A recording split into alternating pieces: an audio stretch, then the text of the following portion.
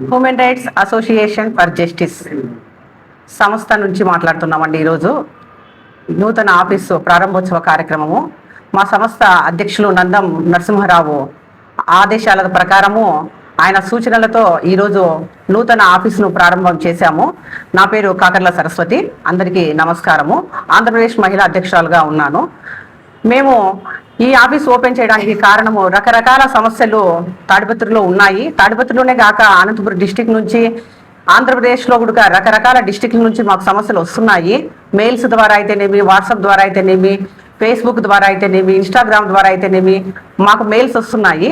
కాబట్టి మేము సమస్యల్ని మా పరిధిలో ఉన్నంత వరకు మేము సమస్యల్ని సాల్వ్ చేసుకుంటూ వస్తున్నాము.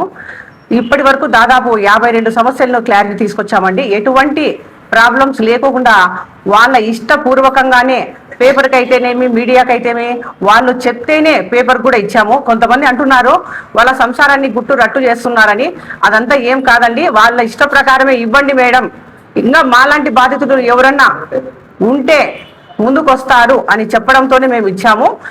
ఇందులో ఎటువంటి బలాత్కారం కానీ ఇంకోటి ఏముండదండి. స్వచ్ఛందంగా రండి ప్రజలు, మీ సమస్య మా పరిష్కారం అంటూ మేము ముందుకు వెళ్తున్నాము. ఎడ్యుకేటెడ్ అండి మా టీంలో ఉండే వాళ్ళంతా, మంచి ప్రొఫెషన్లో ఉండే వాళ్ళండి. సో మేము ఎవరి మీద ఎటువంటి అభాండాలు వేదలుచుకోలేదు. ఏ సంస్థను కూడా తప్పు పట్టమండి. మా ప్రొఫెషన్ మాది. మేము ఈ విధంగా ఇంతవరకు ఎలా చేసామో ఇక ముందు కూడా అలాగే మంచి కార్యక్రమాలు చేస్తామని హామీ ఇస్తున్నాము.